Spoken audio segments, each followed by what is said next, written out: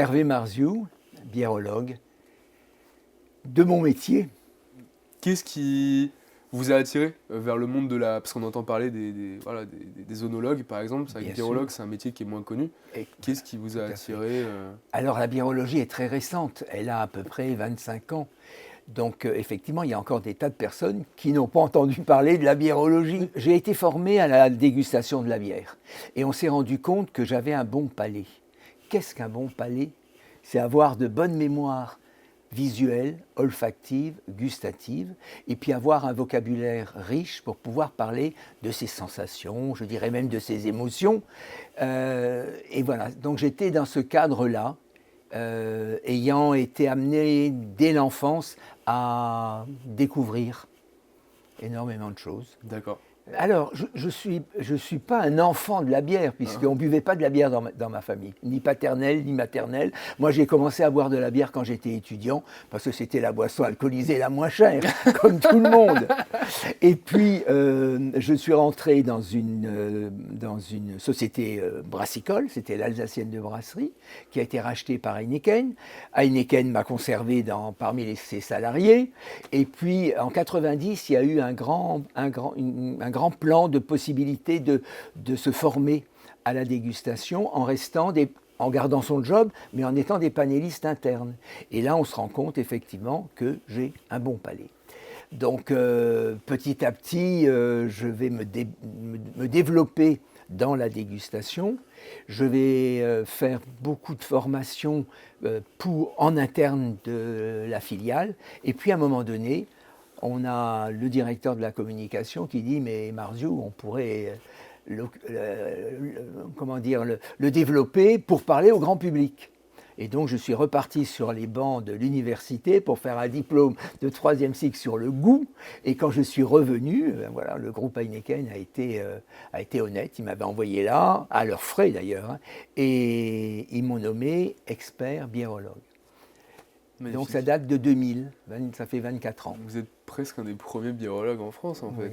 Alors je suis c'est-à-dire que il y a ceux qui ont défriché avant, il y a Ronnie Cooter qui a, lui, utilisé la première fois en 96 le mot biérologie. Disons que je suis le premier à avoir eu un contrat expert biérologue rémunéré. Voilà, ça oui. Mais sinon, on a Elisabeth Pierre qui a commencé en même temps que moi, en se lançant, elle, individuellement. Je pense que être payé pour goûter de la bière, il y a beaucoup de gens, ça serait leur métier. Absolument, oui. D'ailleurs, Pesquet l'avait dit, avant de partir dans sa première mission spatiale, il avait dit, mais je crois que le meilleur métier, c'est le métier de dégustateur de bière. Moi, quand j'étais petit, je pensais que c'était astronaute, mais... Oui, ben voilà, c'est un astronaute qui le disait. Je pense que c'est biérologue. Voilà. C'est magnifique. On a à peu près l'image de comment on goûte un vin, par exemple. C'est vrai que c'est un peu plus dans les... enfin, en tout cas, moi, j'ai plus d'informations dessus. Comment on goûte une bière ? Tout à fait. Alors, il y a plusieurs façons de déguster une bière. Je vais dire, si je prends la dégustation professionnelle, voilà, je vais déjà déboucher ma bouteille ou servir un demi à la pression. Donc, je vais écouter ma bière. Donc, on va déjà au niveau du sens de l'ouïe, écouter son verre se remplir, ça vous donne déjà, je dirais, ça vous met en prédisposition pour apprécier la bière. Ensuite, c'est le sens de la vue. On va regarder le verre, on va regarder sa mousse, on va la décrire, on va regarder la couleur, on va également la décrire. Est-ce que cette bière est transparente, limpide, brillante, ou au contraire, est-ce qu'elle a un trouble ? Voilà. Donc, on a déjà toute une possibilité de se faire plaisir à décrire sa bière. Ensuite, on va en respirer les arômes. Donc, on rapproche son verre de l'odorat, du nez. Et puis là, on découvre effectivement qu'on a une palette aromatique plus ou moins riche, portée sur les maltes d'orge, maltes de blé dont est fait la bière, les variétés de houblon. Et puis, dans la bière, la législation permet aux brasseurs de rajouter tout ce qui est du domaine végétal. Donc, on peut avoir des fruits, des fleurs, des épices. La gamme est très, très large, oui. Et ça nous donne des styles de bière très, très différents. et puis après on va la goûter. Alors le sens du goût est formé de 2 ensembles d'éléments. Les saveurs fondamentales constitutives du goût qui sont, et que vous connaissez, sucré, salé, acide, amer, umami. Ouais. Umami, c'est en japonais délicieux, hein, c'est une saveur qui va être très très proche de la sauce soja. Moi, on m'avait dit ça peut être l'arôme Knorr, par exemple. Oui, voilà. Tout à fait, c'est ça. Je dirais que si vous êtes encore capable de faire un vrai pot-au-feu, comme le faisaient nos grands-parents, eh bien, respirez le pot-au-feu en fin de cuisson et vous avez tout à fait la notion de l'umami, voilà, quoi. Tout à fait, okay. Cette notion d'umami. Donc, on va prendre une gorgée. Cela, pour le moment, on n'a pas encore bu. Donc, on va prendre une première gorgée et puis on va s'interroger, qu'est-ce que je sens?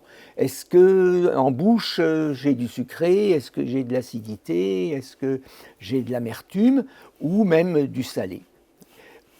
Ou encore une fois, umami. Et puis, on va reprendre une deuxième gorgée pour les sensations tactiles. Donc là, c'est le toucher. Hein, on a vu l'ouïe, la vue, l'odorat, le sens du goût, le toucher. Donc là, c'est pour ça que quand vous voyez un professionnel goûter la bière, il prend une vraie gorgée de bière de façon à ce que la bière touche la totalité de la cavité buccale. C'est-à-dire les papilles sur la langue, la muqueuse de l'intérieur des joues, le voile du palais.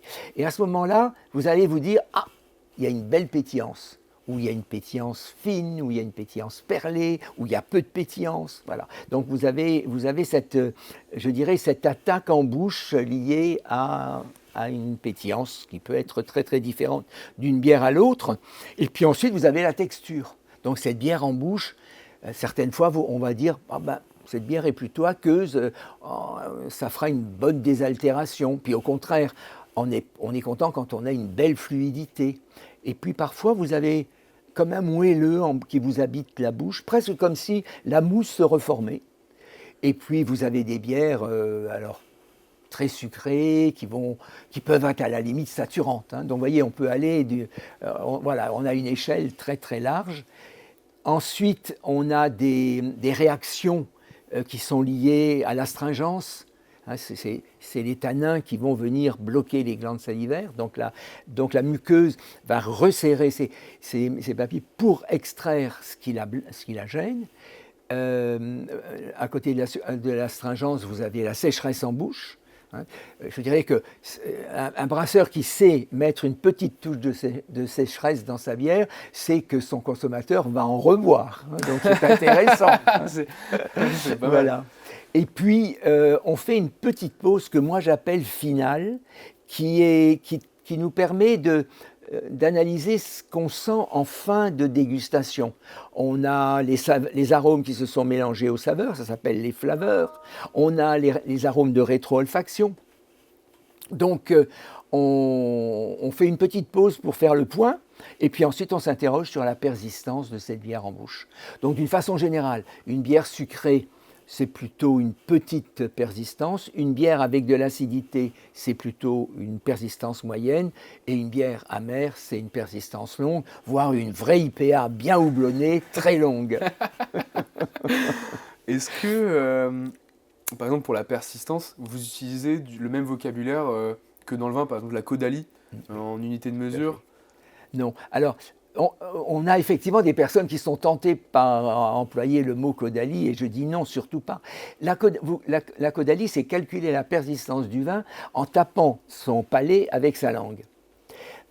Vous avez des bières qui sont très très persistantes. Est-ce que vous voyez taper votre palais avec votre langue pendant un quart d'heure? Non. Il faudrait s'entraîner à muscler sa langue pour la Caudalie de bière. Ça peut être un bon exercice. Donc, mais non, je me vois par pas, contre, votre question est très intéressante parce que je cherche un mot pour remplacer la Caudalie. Pour le moment, je me suis ouvert chaque fois que j'ai pu. Personne n'a été capable de m'aider. Et moi, je n'ai pas trouvé quel est le mot que je voudrais employer pour parler de la longueur de la bière en bouche. Je pense que... Ça viendra. Je sens que tu me proposeras quelque chose. Ouais, je pense que ça viendra du folklore grec. Je pense, Bien sûr. Alors, puisque tu parles du folklore grec, c'est vrai que il y a 25 ans, certaines personnes m'avaient dit, mais il faudrait que tu t'appelles zytologue. Si on te demande de travailler avec d'autres, hein, quand je dis je, on a toujours été plusieurs à faire avancer la biérologie, il faudrait parler de zytos, qui veut dire bière en grec, logos, celui qui a le discours sûr. Et donc, je n'avais pas souhaité. Je trouvais que je m'étais déjà exprimé depuis plusieurs années en tant que biérologue et j'ai préféré garder biérologue. Par contre, Duvel a nommé 14 mois plus tard, a nommé son dégustateur expert zytologue. Si bien qu'en Belgique, on va plutôt parler de zytologie et de zytologue. Pour le moment, je dirais que ces deux disciplines sont équivalentes. Un jour ou l'autre, à mon avis, ça peut changer. Moi, je ne voulais pas non plus la zytologie parce que nous n'avions pas de scientifiques qui s'étaient intéressés à cette discipline. Or, aujourd'hui, nous avons notamment des maîtres de conférences à l'université de Reims qui se sont intéressés à la bière depuis plusieurs années et ensemble, nous venons de créer le premier diplôme universitaire de biérologie. Première journée de cours en février 24, donc c'est une grande année. Et donc voilà, on forme aujourd'hui des biérologues qui seront diplômés d'université. Elisabeth Pierre avait lancé des formations très intéressantes où on était certifié biérologue ou zytologue. D'accord. Oui. Écoutez, je pense que pour la rentrée 2024, il est peut-être temps encore de s'inscrire. Oui, tout à fait. Je prends les inscriptions. Eh bien, écoutez, si vous avez envie de vous inscrire, n'hésitez pas à nous envoyer un petit message. Tout à fait. Est-ce que...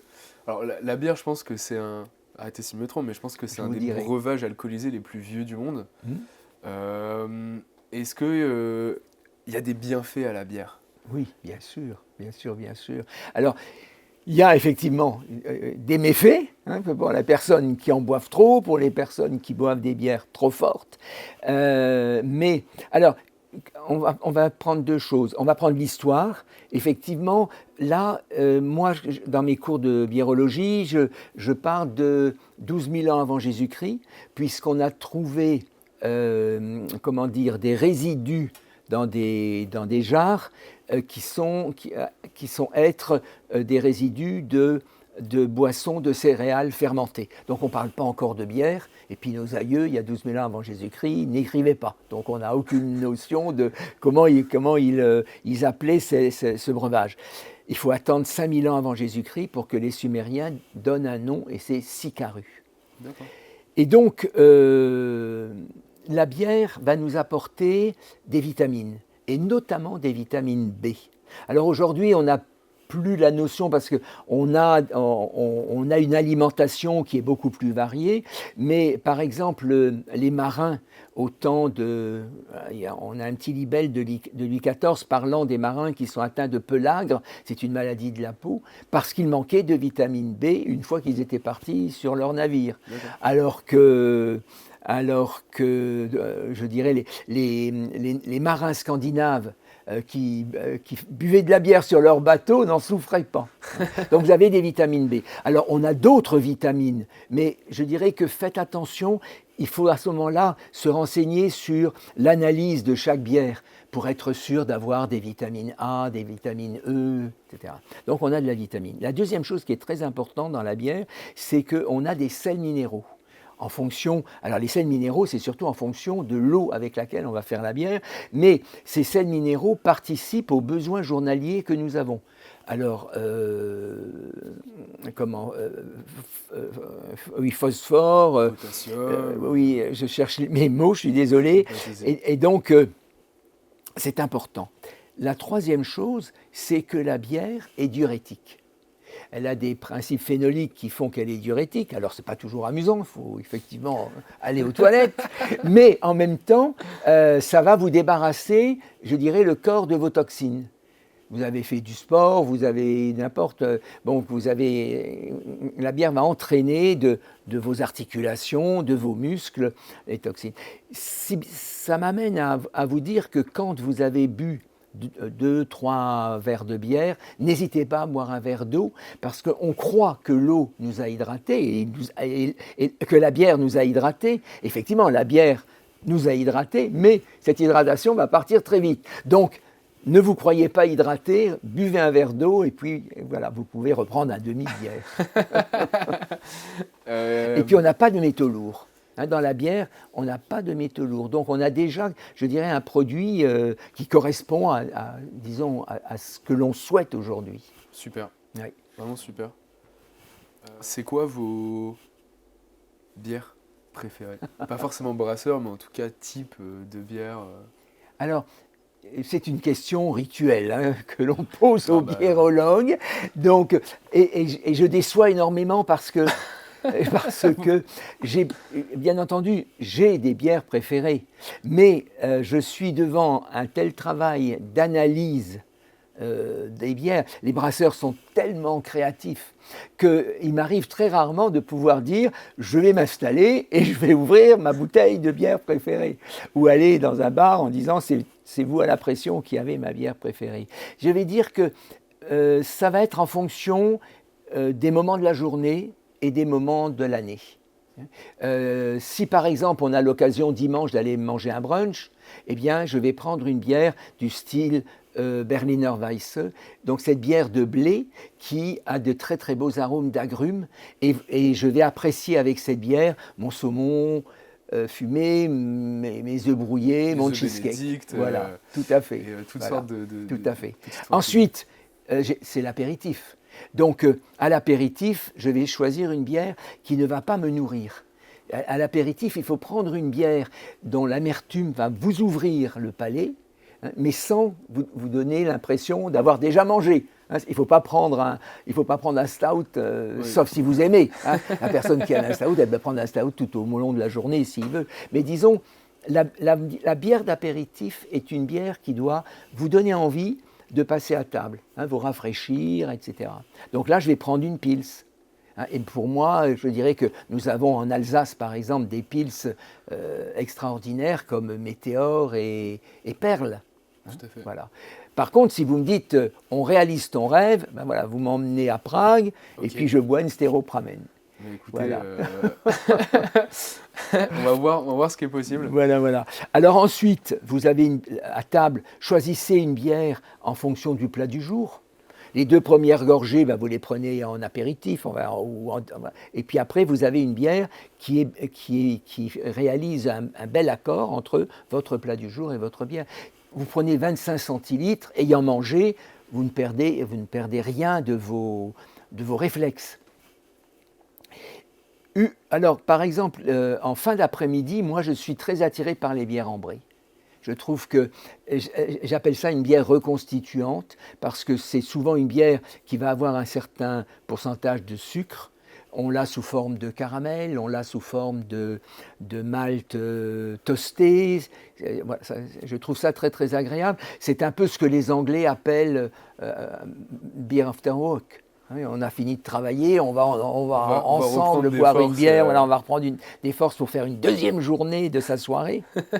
Et puis voilà, et puis si on se retrouve et puis qu'on a envie de boire une bière en apéritif du soir, de nouveau goûter une bière en mangeant le soir, et puis après une bonne soirée, eh bien il faut prendre une bière plutôt digestive, c'est-à-dire une bière artisanale, qui est riche encore en levure. Et vous allez avoir une excellente digestion. Magnifique. Voilà. J'anime aussi des ateliers. Donc, je veux que la bière reste populaire dans le sens de son accessibilité. Et j'ai fait pas mal de choses pour ça. Et puis, je veux aussi, je dirais, mettre en valeur certaines bières. Et je vais faire des ateliers, bière et foie gras, bière et coquille Saint-Jacques, bière et truffes. J'ai été le premier, je crois, au monde à faire des ateliers bière et caviar. Voilà. Et puis, pour ceux qui aiment les cigares, bière et cigares, c'est un moment absolument divin. C'est presque ma conception d'une bonne soirée. Mais voilà, tout à fait. Moi aussi, vous êtes... on reçoit aujourd'hui à l'entrepôt YSE Consigne. Qu'est-ce que vous pensez du retour de la consigne? Ah oui, ça, moi, je suis tout à fait favorable au retour de la consigne. Je l'ai connu. Puisque j'ai un certain âge, donc on ramenait nos... Disons que moi, j'ai toujours été mécontent quand je voyais des bouteilles retournées qui avaient servi à autre chose, dans lesquelles on avait mis des mégots, etc. Disons qu'il y a une formation, je dirais, du citoyen à faire. Il faut recommencer à consigner les bouteilles, que les personnes... Et on a plutôt, je trouve... un certain nombre de personnes qui sont tout à fait d'accord pour la consignation de la bouteille. Par contre, il faut effectivement rappeler qu'une bouteille consignée doit être rendue propre. Et vous avez commencé à faire un travail vraiment Vous me faites penser d'ailleurs à ce que j'avais vu en Angleterre. J'étais en Angleterre dans les années 60. Il y avait effectivement la livraison de bière. Et alors, ce qui était quand même extraordinaire, c'est que la bière était sur le palier des escaliers extérieurs et personne ne piquait une bouteille. Aujourd'hui, je ne sais pas si ça se passerait comme ça. Mais disons, la livraison de la bière, comme la livraison de l'eau, comme la livraison du lait, faisait partie effectivement d'un certain confort et puis d'un respect des produits livrés. Donc moi, en faisant la connaissance de votre société, moi c'est la première chose, je dirais, qui m'est venue de vous saluer pour avoir l'idée de vous lancer dans cette consigne à la maison. Parce que là, vous apportez quelque chose que moi, je n'avais pas connu. J'avais connu la consigne, mais je n'avais pas connu la livraison de mes boissons à domicile et la reprise de la consigne. Donc, vous apportez quelque chose de tout à fait nouveau qui correspond, je dirais, à notre société aujourd'hui où voilà, on aime être conforté. Par contre, mon seul souci, c'est de se dire, mais par exemple, quand moi je ne suis pas là, quand mon épouse n'est pas à la maison, vous avez des horaires de livraison qui doivent être titanesques. Alors, titanesque, je sais qu'on a 4 créneaux de livraison par jour. On livre du lundi au samedi de 9h30 à 21h. D'accord. À 21h? Oui, 21h. Ah, oui. Pour les personnes qui rentrent du travail, en fait. Et c'est marrant, quand vous parlez de l'Angleterre des années 60, qu'on pouvait laisser la caisse sur le palier. Nous, on a plein de clients. En fait, sur le site, c'est possible de signaler si on est absent ou présent. D'accord. Et si on est absent, on peut remplir un petit peu plus de texte en disant vous la posez à tel endroit, sous l'escalier, sur le perron, que sais-je. Mais c'est formidable. Et on a eu jusqu'à présent aucun problème de personnes qui s'étaient fait voler ces caisses. Douce Alsace. On a encore la possibilité de poser une caisse et de la retrouver. Ouais, personne ne va aller piquer les bières de son voisin, c'est plutôt une bonne chose. Alors, dites-moi, YSE, ça veut dire quoi? Qu'est-ce que ça veut dire? Oui. Vous n'êtes pas le seul à me le demander, mais c'est pour, YSE, c'est un acronyme, mais ça c'est vraiment pour la petite histoire. Oui. C'est l'acronyme de You Save Earth, tu sauves la Terre. Parce que on n'est pas une entreprise qui a un impact direct sur l'environnement. Par exemple, on n'est pas une entreprise de décarbonation, on ne produit pas de l'énergie verte, on n'a pas un impact direct sur l'environnement. Par contre, c'est les personnes en passant par nous qui ont un meilleur impact sur leur consommation. En fait, c'est pas moi qui sauve la Terre, c'est toi qui sauves la Terre, c'est You Save Earth. Voilà, c'est pour la petite histoire. D'accord. Moi, je dirais quand même que vous y êtes pour quelque chose. Donc, c'est vous et vos clients qui sauvent la Terre. On remplacera par We Save Earth dans quelques années peut-être, WSE. Est-ce que vous aurez des conseils à nous donner pour améliorer le service, par exemple, qui vous viendrait comme ça disons que moi, il me semble que vous avez déjà, et tu viens de l'exprimer à l'instant, le souci du confort du client, puisqu'il peut effectivement vous dire voilà, faites comme ceci, ou bien il peut aller sur le site pour dire mais je vous ai commandé puis je ne suis pas là, on reporte la commande à ce soir ou au lendemain. Enfin, donc je crois que il faut arriver à faire que toute personne qui aujourd'hui n'a pas d'idée sur la consigne, n'a pas, ou même peut-être se dit oh, après tout, moi j'allais jeter mes bouteilles dans le container, pourquoi pas continuer, c'est l'amener à comprendre qu'il va être dans une situation de plus grand confort grâce à vous, et puis que il va être, pour sauver la Terre, dans une situation beaucoup plus forte. C'est marrant que vous disiez ça parce que on a vraiment deux grandes typologies de clients. Oui. On a les gens qui passent par YSE Consigne parce que ils veulent arrêter les bouteilles plastiques à la maison, ils en ont marre de jeter les bouteilles en verre, ils trouvent que ça n'a aucun sens, et ils veulent passer à la consigne. Et on a une deuxième catégorie de personnes qui n'est pas forcément attirée par le côté environnemental, mais se faire livrer les bouteilles sur le palier, ils trouvent ça quand même très arrangeant. Et quand on a créé l'entreprise, on a vraiment cette idée en tête de se dire, en fait, l'écologie, pour qu'on passe tous à une consommation écologique, on est obligé de rendre ça plus simple que le système déjà en place. C'est-à-dire qu'à l'heure actuelle, c'est plus simple de commander chez nous un pack d'eau, un pack de bière ou autre, que d'aller au supermarché, de devoir ramener son pack. C'est lourd, c'est encombrant. C'est lourd, c'est encombrant et il n'y a pas forcément le choix qu'on a envie. En tout cas, les alternatives locales, généralement, sont assez limitées. Donc voilà, on s'est dit, plus on rend ça simple, plus il y aura de personnes qui seront à même de passer à la consigne. Parce que ça n'a pas à être compliqué au final si on a envie que ça soit répandu. Oui, bien sûr. Moi, il y a un mot qui me vient, si vous voulez, c'est le mot maillon. Si effectivement on veut vivre ensemble sur la Terre, on est des maillons, hein, et là, il y a vraiment le maillon le maillon du producteur, il y a vous et il y a le consommateur. Hein, et il fonctionne donc en aller-retour. Ah mais main dans la main, ouais. Et voilà, c'est ça. Et ça, je crois que petit à petit, on revient à ce genre de conception où une génération comme la mienne a découvert que l'eau était un bien rare, voilà, qui pouvait devenir rare. Ouais, or, ce n'était pas quelque chose, on ne nous avait pas élevés dans cette notion-là. Alors moi, avec mon grand âge, oui, j'ai vu par exemple arriver l'eau dans des villages en Lorraine, dans les années 50. Hein, nos voisins tiraient l'eau du puits, hein, et puis tout d'un coup, ça a été formidable, tout le monde a trouvé ça. Et la personne qui habitait pas loin de chez nous, quand elle a vu arriver la première facture, elle a dit « mais l'eau, il faut la payer ». Et donc elle découvrait tout d'un coup que l'eau, elle avait toujours eu l'eau qu'il fallait, mais qu'elle utilisait, je dirais, sans la dépenser. Et que tout d'un coup, on lui avait amené l'eau, tout le monde fêtait l'événement. Ben oui, mais au bout de quelques mois, il fallait la payer. C'est vrai.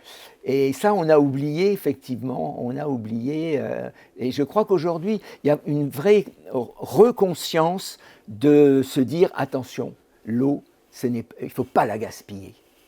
L'eau, les énergies, l'environnement. Absolument, oui. C'est vrai qu'on vit sur une Terre avec des ressources limitées. Hein, la Terre ne recrée pas des ressources Tout à fait. de manière magique. Tout à fait. Et oui, il faut qu'on fasse attention un peu à ce qu'on fait, quoi. Ouais. Et, pour revenir sur les consignes, moi j'ai un petit peu cette métaphore. En fait, les bouteilles, c'est un peu comme des assiettes. Quand on mange, on ne va pas jeter son assiette à la poubelle. À chaque fois, oui. On va la laver, la mettre dans le placard, et quand on a encore faim, on va reprendre son assiette et la réutiliser. Les bouteilles, c'est la même chose. On n'a pas besoin de les jeter, on peut juste les laver, les re-remplir. Et ça rejoint un petit peu ce que vous disiez tout à l'heure sur travailler un peu d'éducation, en tout cas de citoyens, sur la consigne. C'est par exemple, je ne sais pas s'il y a beaucoup de gens qui mettent leur mégot de cigarette dans leur assiette. Voilà.